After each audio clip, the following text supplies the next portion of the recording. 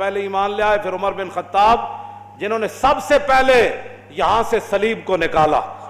بیت المقدس صدیق حضرت عمر کے زمانے میں فتح ہوا نا، والا امیر المومنین عمر بن الخطاب اول من رفعن ھذا البیت شعار الصلبان، جنہوں نے صلیبیوں کا نشان اور ان کی جڑ پہلے یہاں سے کاٹنے والے وہ فاروق اعظم تھے۔ والا امیر المومنین عثمان بن عفان ذی النورین جامع القرآن، کیسے؟ والا امیر المومنین علی بن ابی طالب مزلزل الشرک و مکسر الاصنام۔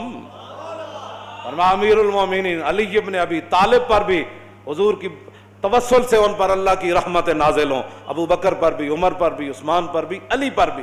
کون علی؟ مزلزل الشرک و مکسر الاصنام، جنہ پوری دنیا شرک نو ہلا کے رکھ دیتا، و مکسر الاصنام۔